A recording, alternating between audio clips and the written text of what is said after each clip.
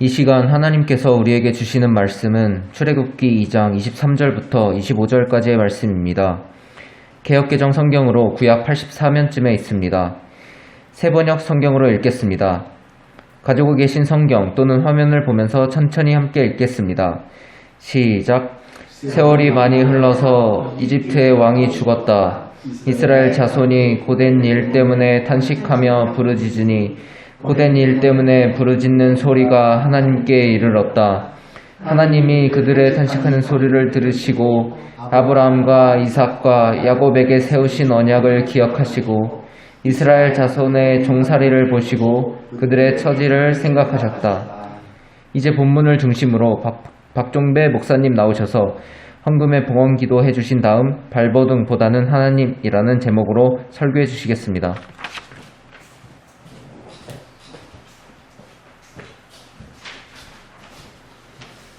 유월을 접게 하시고 새로운 7월을 우리에게 허락하여 주신 하나님을 찬양하고 찬양합니다. 7월 들어 첫 주일 예배를 예배당에 나와 드릴 수 있도록 또한 인도하여 주시니 감사합니다. 또한 우리들의 발걸음이 주님을 향한 그 사랑의 마음을 담아서 귀한 예물을 드립니다. 11조를 드리고 감사 예물을 드리고 또 주일 헌금도 드립니다. 주님께서 저희들이 땀으로 인하여 얻어진 소득을 감사함으로 먼저 드리는 귀한 손길이오니 우리 하나님께서 기쁨으로 받아 주옵소서. 이 물질이 쓰여지는 곳에 하나님의 사랑의 물질로 쓰여지게 하여 주시고 들은 손길 위에 주님께서 범사의 복도 더하여 주셔서 영원히 잘된 같이 범사가 잘되고 강건한 복을 받아 하나님께 더욱더 영광 돌리는 저들의 삶이 되게 하여 주옵소서. 오늘 하나님의 말씀을 대언합니다. 그 말씀 가운데 다가오시는 주님을 우리가 만나게 하여 주시고 그 말씀 부여잡고 한 주간도 예수 그리스도를 믿는 사람들에게 살아가는 저희들 되게 하여 주십시오. 여러 가지 사정으로 유튜브로 또 예배드리는 우리 교우들이 계십니다. 이 예배자리는 그 자리 홍천에도 또 그 자리 가정에도 주님께서 함께 하여 주시고 유튜브로 또 헌금하시는 귀한 손길 위에도 주님께서 복의 복을 더하여 주옵소서. 시종을 주님께 의탁하오며 우리를 구원하여 주신 예수님의 이름으로 축복하며 기도드립니다. 아멘. 우리 좌우 옆 사람에게 서로 또 인사해야죠. 한 주간도 수고 많으셨습니다. 한 주간도 수고 많으셨습니다. 여러분, 제가 아까 강조했지만은 그 데코 타일 그거를 딱 해놨더니 분위기가 확 살아서 그래서 사람들이 인테리어를 하는구나 하는 그런 생각을 해봤습니다. 어쨌든 수고하신 우리 태안 순복음교회, 태안 멋진 순복음교회 목사님 또 우리 오유석 형제에게 교회를 섬기고 있는 한 사람으로서 감사의 마음을 전합니다. 또 이렇게 전도사님께서 이렇게 귀한 앞에 이 화면은 안 보이지만 요 밑에 이 연꽃 같은 거를 이렇게 장식을 해주셔서 너무 감사하고요.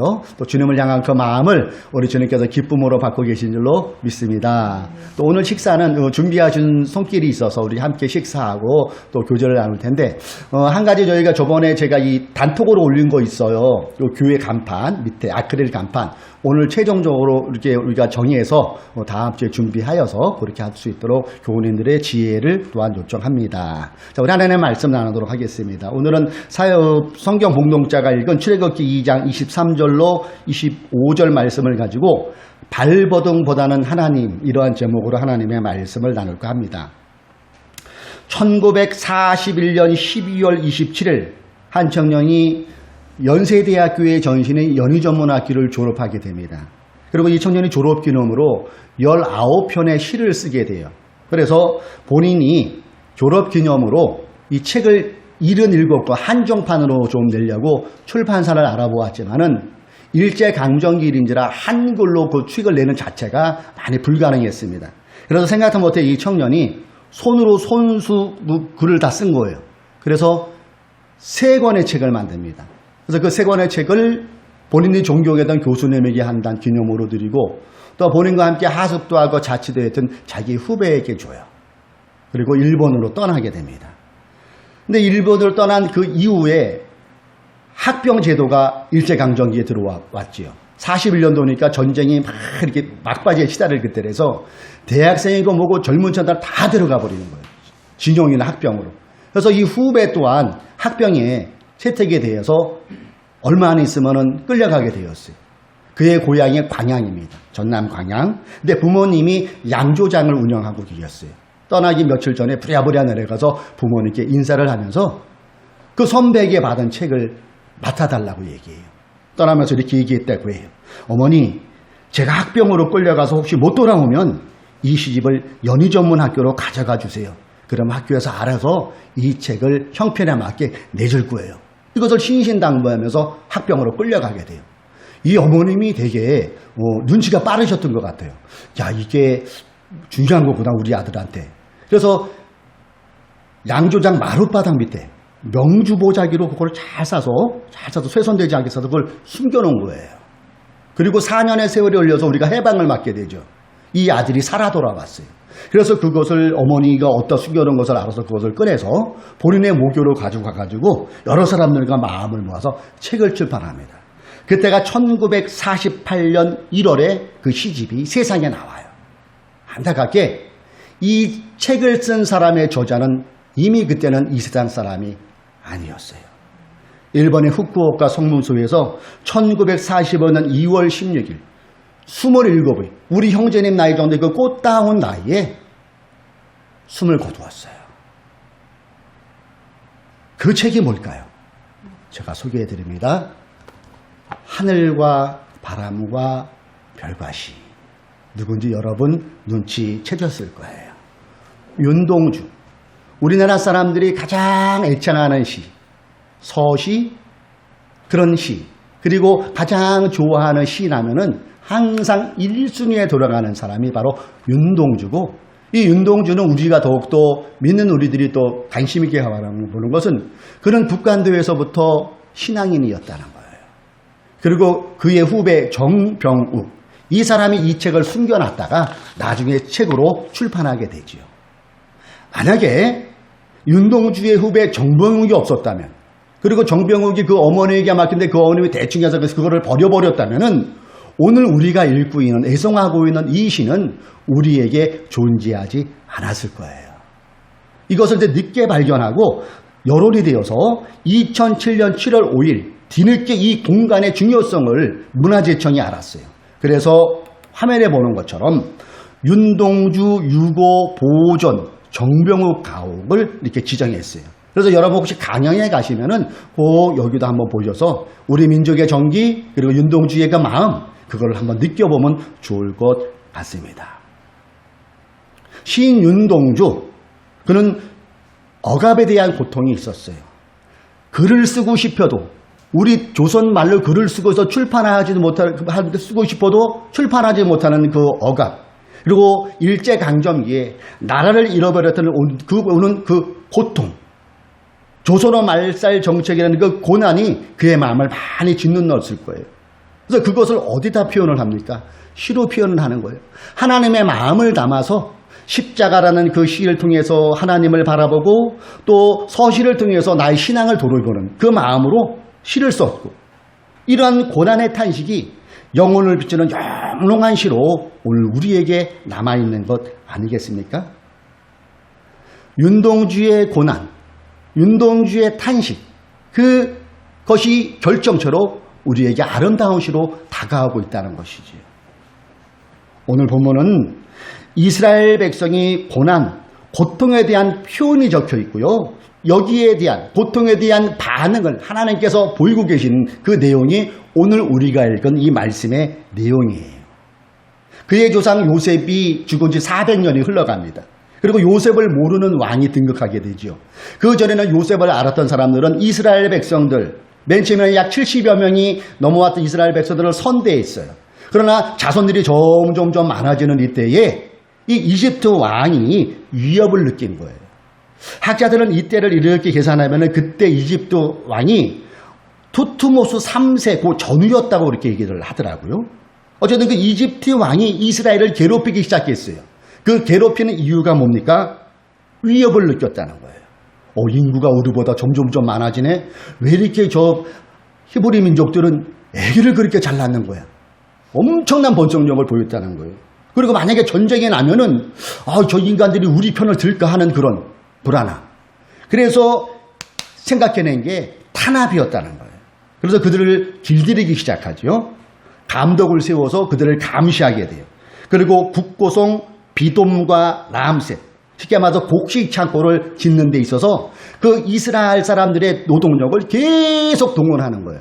그래서 불평하지 못하게, 그들의 시선을 딴 데 돌아보지 못하게 계속해서 탄압을 가한 거예요. 그럼에도 이스라엘 백성들의 번식력이 너무나도 왕성하고 잘 버텨내는 거예요.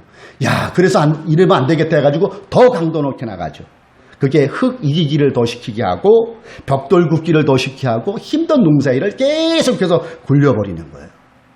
이스라엘 백성들이 한계가 옵니다. 너무너무 힘든 거예요.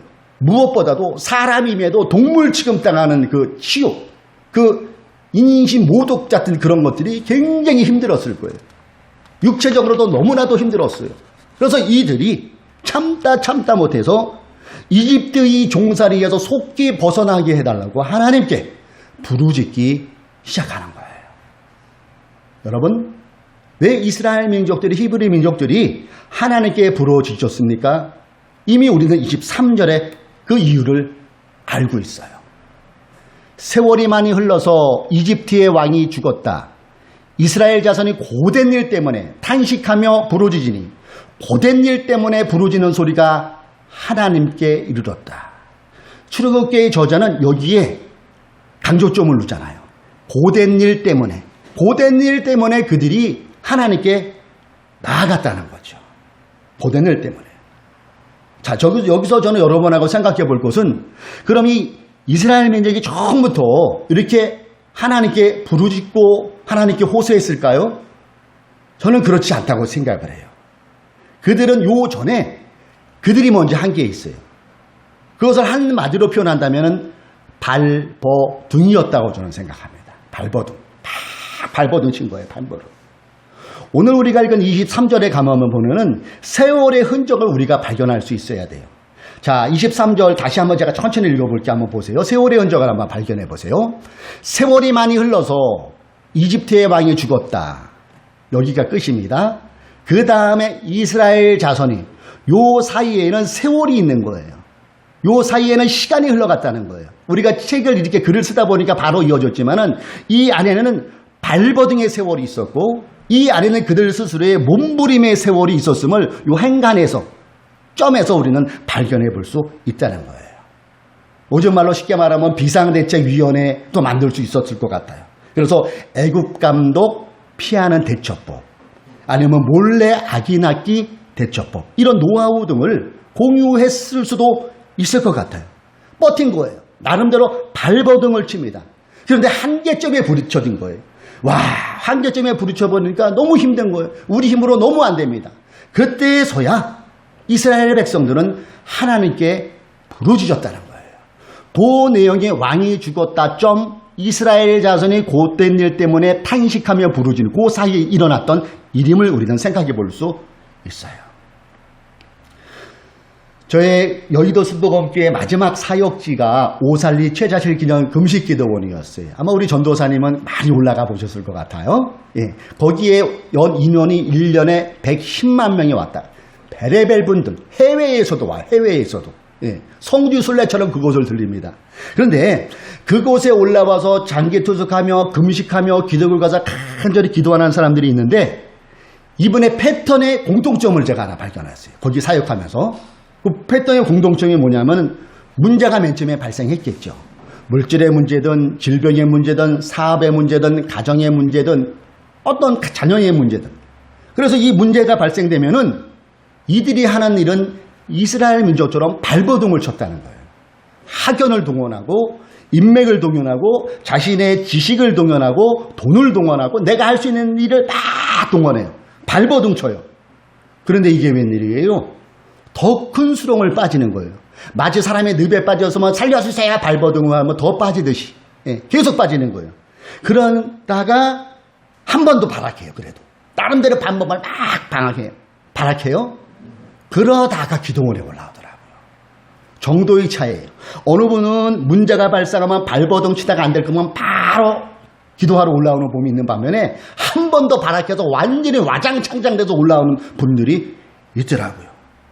제가 그 당시에 지금도 기억나는 게, 이 기도원 교육자는 돌아가면서 당번을 정해서 상담을 해줘요. 상담실이 따로 있습니다. 제 상담실에 어느 분이 60대 초반인 것 같아요. 얼굴이 새까매요. 술을 많이 드셨던 분 같아요. 딱 봐도. 근데 그분이 사연을 들어보니까 30억을 날렸대요. 30억. 그러면서 목사님이니까 제가 솔직히 말씀드린, 상담실이니까 본인의 사정을 얘기해줘도 그분을 위로하든지 어떻게 할 거예요. 할 거 아닙니까? 얘기 들어봤더니 이분이 내연녀를 사귄 거예요. 직장에서 자기가 사장일 때 20살 어린 내연녀를 사귀었는데 그게 우리말로 쉽게 말로 꽃뱀을 걸린 것 같아요. 30억을 다 털린 거야. 다 털린 거야. 그러니까 가정의 불화가 당연히 일어나죠. 자녀들도 그거 좋게 생각했습니까? 그래서 집을 나와버린 거예요. 그때 회사 다 말아먹고 그 내연녀한테 돈 다 뺏고 몇 천만 원, 2, 3천만 원 주머니에 있었대요. 근데 이분이 참 일이 안 되려니까 그러는 건지 그 찜질방을 가서 주무시는데 성추행으로 걸린 거예요. 성추행으로. 근데 이분이 중국 교포였대나 봐요. 그 여자분이. 사기단에 걸린 거죠. 그래서 다 털리고 기도원 올라올 때 목사님 저한테 보여주는데 집회 3만 원. 그게 다 전부래요. 그러면서 울면서 얘기하는 게 이미 그 일이 벌어지면서 아내도 자녀도 다 떠났대요. 집에 갔더니 다른 사람이 들어와 살더라는 거예요. 그때 기도원에 올라온 거예요. 그러면서 목사님 어쩌면 좋냐고 울면서 저한테 하소연을 하는데 제가 뭐 방법이 있겠어요? 그래서 기도하자고 하나님이 위로하시면 한다고 그렇게 기도해드린 기억이 나요. 30억을 날린 분. 그분이 나가고 제 생각이 순간적으로 딱 든 거는 야 발버둥 치는 것보다는 빨리 하나님께 나오는 게 지혜 있는 사람이겠구나. 그 생각을 그분과 상담하면서 들으면서 한 저의 생각이었다는 거예요. 여러분 우리는 이스라엘 백성들처럼 상황은 다르지만 고통이라는 그것은 누구나 닿을 수가 있는 거예요. 고난이라는 것은 누구에게도 다가올 수 있어요. 근데 여기서 우리가 생각해 볼 수 있는 것은 지혜로운 사람은 이집트 왕이 죽었다 이스라엘 요 사이를 줄이는 사람이에요. 발버둥을 빨리 털고 하나님께 나가는 사람이 지혜로운 사람이라는 것을 이 말씀을 생각하면서 읽으면서 저는 생각해 보았습니다. 문제가 발생하면은 나름대로의 발버둥을 최대한 생략하고 먼저 하나님께 나와 기도하는 사람이 하나님께 나오는 사람이 하나님께 나의 사정을 하소연하는 사람이 지혜로운 사람이겠구나. 그 생각을 제가 했다는 얘기예요. 가정이지만은 오늘 보된 일 때문에 탄식감 부르짖는 이스라엘 백성들이 보된 일이 없었으면 여러분 어떨 것 같아요? 인간의 심성은 간사함이 있다고 하잖아요. 그 당시에 요셉이 들어왔을 때 그 이집트 왕이 고센 땅을 허락해 줬잖아요. 거기서도 유목하게 기름진 땅이라고 하잖아요. 만약에 그곳에서 그들이 아무 생각 없이 학대 안 받고 노동력 착취 안 하고 또 여러 가지 어려운 일이 안 당했었으면 어떨 것 같아요? 그들이 가나안을 그리워했을까요? 아마도 여기가 좁사오니 그런 마음이 있을 수가 있을 것 같아요. 고난은 축복이 될 수도 있고 안 될 수도 있어요. 우리 흔히 얘기하죠. 고난은 축복이라. 그것도 맞지만은 그 이면을 좀 더 들어가면 안 될 수도 있어요. 그 안 될 수 있는 이유가 뭔지 아세요? 제가 앞에 벌써 얘기했어요. 나의 반응이에요. 나의 반응. 고난은 여러 가지 모습이지만 내 반응이 어떻게 하나님께 대하느냐. 이것이 고난이 축복이 될 수 있고 고난이 계속 고난이 될 수 있다는 얘기예요. 나의 반응. 나이가 어려움을 당할 때 내가 이것을 어떻게 대하는 나의 반응에 따라서 축복이 되고 그 고난이 ING로 이어질 수 있다는 얘기예요. 시편 119편 67편에 보면은 이 기자는 이것을 아마 잘 해결했던 사람인 것 같아요. 시편 119편 67절에 기자가 쓴 것을 제가 읽어드릴게요. 내가 고난을 당하기 전까지는 잘못된 일을 걸었으나 이제는 주님의 말씀을 지킵니다. 이 말씀의 의미가 여러분 어떻게 다가오십니까? 이 기자는 어떤 고난인지는 기록을 안 하고 있어요. 성경에 보면은. 근데 고난을 당했어요. 근데 그 전까지는 고난을 당하기 전까지는 몰랐다는 거예요. 근데 어떻게 해요? 고난을 당해보니까 주님의 말씀을 지킨다는 거예요. 이 사람은 고난의 축복, 발버둥을 들치고 바로 하나님께 나왔다는 것을 우리가 생각해 볼 수 있는 내용 아닐까요? 그러면서 71편에 확신적인 얘기를 하잖아요. 우리 119편 71절 같이 한번 읽어봅니다. 시작. 고난을 당한 것이 그 고난 때문에 나는 주님의 율례를 지켰습니다. 유익이 됐대요. 이 사람은 그 고난 때문에. 제가 여러분들한테 드린 말씀과 한번 매치시켜 보세요. 발버둥을 그만큼 안 치고 빨리 깨닫고 빨리 내가 하나님께 반응을 보였다는 거예요. 그 뒤에 보니까 이게 나에게 유익이 되었다는 그 고백을 이 시편 기자는 하고 있는 거예요.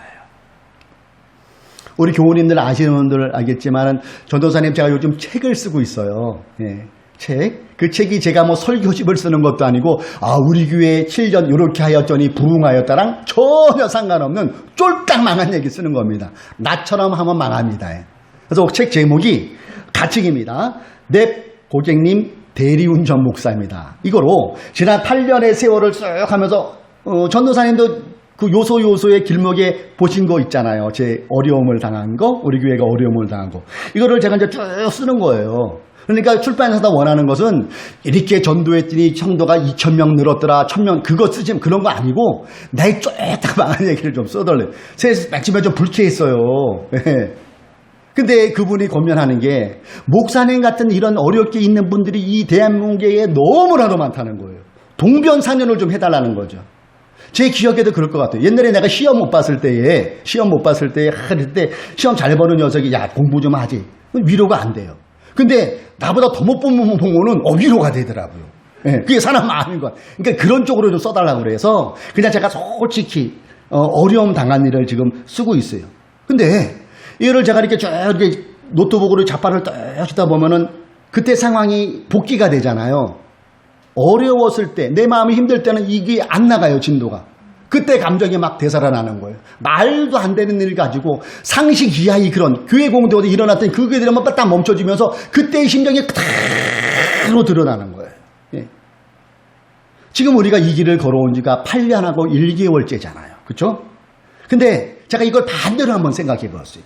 만약에 하나님께서 특별한 은혜를 베풀어서 지금 이 자리가 꽉 차서 이 자리가 감당을 못해서 이사를 가서 막 소위 말하는 성전 건축을 하고 있었으면 내가 어땠을까? 그 부분은 제가 알거든요. 엄청 힘들었을 거예요. 후게 따지고 우리 태환 형제 봐도 의령보면 목사 보면 이제 인사해야 되는 거 아니야? 뭐 이런 식으로 얘를 지금 안 그러지만 그리고 재정이 풍족했으면 어떨 것 같아요? 조우자 탈락을 했을 것 같아요. 조우자. 그게 솔직한 저의 마음일 거예요. 제가 어려운 일을 당할 때 나중에 우리 교우님들 그 책을 당연히 보겠지만은 제가 어려움 당할 때 연봉을 얼마나 받았냐면은 놀라지 마세요. 엄청 받았습니다. 연봉을 120만 원 받았어요. 120만 원. 그 당시의 상황을 제가 돌이켜보면 우리 두 딸이 오늘 예은이가 또 뭔 일이 있어서 오늘 예배 이 자리에는 못 있는데 대학을 2명을 가르치려니까 개척교회 목사가 이 감당이 안 돼, 감당이. 예. 우리 형제들도 지금 대학 다니는 형제들 있잖아요. 대학 등록금이 만만치가 않더라고요. 거기에다 입학금은 따로 두고 거기에 기숙사비가 들어가요. 매주 용돈도 보내줘야 돼요. 그러다 보니까 3개를 막 3개, 2개, 3개. 대리운전도 하고 부식 배달도 하고 택배도 하고 택배다도 허리도 다치고 그런 일이 있었어요. 그래서 그때 상황을 이렇게 복게 되면서 보니까 힘들 때 어려울 때 내가 한 기도가 간절함이 있었더라고요. 농도가 그때가 찐했어요. 그리고 그때는 몰랐는데 지나와서 보니까 세상에 하나님이 성령님이 그 자리에 계셨다라는 거예요. 제가 이거를 쓰면서 깜짝 놀랐어요. 그때는 하나님 왜 이렇게 나한테 어려운 일을 주고 이런 일 때문에 나 대리운전하고 택배하고 부식 배달하고 재촉시켰나 쫄딱 망하게 해가지고 하나님 영광 가리려 그런 마음이 있었어요. 그 마음을 가지고 어디로 나왔어요. 여러분 열받고 막 성질나면요 기도가 안 나와요. 그냥 눈물만 나는 거야. 눈물만 나는 거예요. 근데 그 자리에 하나님이 계셨더라고요. 오늘 이스라엘 백성들이 탄식을 하나님께서 기억하셨더라. 생각하셨더라. 그처럼 그 자리에 하나님이 계셨다는 거예요. 그전에는 돈 벌기 힘들다는 거 알았어요. 그전에도. 머리로만 알았어요. 머리로만. 그러다가 일목의 세월이 7년에 가면서 일목이라는 것은 일하는 목사를 줄여서 일목이라고 합니다. 일목 생활 7년 동안 대리운전, 택배, 부식 배달 이렇게 쭉 거쳐오면서 그것이 가슴으로 내려왔다고 제가 여러분에게 말씀드렸잖아요. 그때는 가슴으로 내려요. 이것만 해도 저에게는 큰 은혜 아니겠어요? 이것을 알게 되었어요. 피부로 이렇게 알게 되었어요. 다른 목사님들이 모르는 그 부분을 제가 성도들의 마음을 알았다는 이 자체부터가 얼마나 여러분 은혜입니까? 설교 전에 제가 이렇게 설교하면은 서울에 있을 때예요. 이 권사님이나 안수 집사님이나 분이 이렇게 졸아요. 그러면 솔직히 기분 되게 나빴거든요. 감히 뒤에 저기 목사를 와서 하는데 졸아. 한 달에 한 번 하는 거 무시당하는 느낌. 예. 근데 여기서도 조는 사람이 있으셨잖아요. 근데 일단은 이해하는 마음이 생기더라고요. 나도 어제 저녁 토요일날 새벽 3시까지 일하고 졸리고 나와서 솔직히 나오기 싫었는데 담임 목사가 교회 나오기 싫을 때가 있더라고요. 그 마음이 느껴지면서 용납은 안 되더라도 이해할 수 있는 마음이 생기더라는 거예요. 그리고 넘어가게 돼요. 여러분에게 묻습니다. 제가 짤막한 그것을 간증비슷하게 말씀을 드렸는데 고난일까요? 축복일까요? 참, 고난이 축복일까요? 저주일까요? 그것은 반응이라는 거예요. 나의 반응. 내가 어떻게 반응하냐에 따라서 하나님의 가까이 계심을 더 느끼고 그것도 이끌어 가시는 하나님을 만날 수 있다는 것을 저희 짧은 그 삶을 통해서 여러분과 나눈 거예요. 우리 대표 기도자가 기도했듯이 지금은 코로나19로 여러 가지 혼란스러워요. 그리고 여기저기서 잘 됐다 하는 사람들보다 다 힘들다는 얘기들이 너무 많이 들려요. 식당들도 그렇고 회사 다니는 분들도 그렇고 자영업도 그렇고 가정적으로도 그렇고 학교 다니는 애들조차도 힘들대요. 그래서 그러잖아요. 전 국민적 우울증 시대라고. 자, 근데 오늘 이 말씀을 우리가 기억해 보자고요. 그 고된 노동으로 말미암아 나 혼자 몸부림 치는 사람은, 나 혼자 발버둥 치는 사람은 계속할 수 있어요. 그리고 그 고된 노동은 각자예요. 각자. 다 상황이 틀어요. 공통점으로 따지면 그 고된 노동이에요. 그 고된 노동을 발버둥 치는 것을 최소화하고 빨리 주님께 나오는 사람이 지혜로운 사람이라는 것을 우리가 생각해야 되지 않을까요? 주님은 오늘도 말씀을 통해 말씀하세요. 수고하고 무거운 짐진 자들아 다 내게로 오라. 2000년 전에 주님의 말씀은 오늘도 살아서 우리에게 말씀하고 계세요. 네가 어떤 고뇌든 일로 힘드냐? 너 혼자 발버둥 치지 마. 내가 있잖아. 이렇게 말씀하시는 주님의 음성을 여러분 이 시간 듣고 계시지 않습니까? 고통 때문에, 각자의 나만의 그 고통 때문에 발버둥을 최소화시키십시오. 그리고 어떻게 해요? 절망 뒤에 계시고 절망 옆에 계시고 절망 앞에 계시는 하나님을 보자는 얘기예요. 보혜사 성령님께 우리의 마음을 기도로 의지하자는 얘기예요. 바로 그럴 때 어떻게 해요?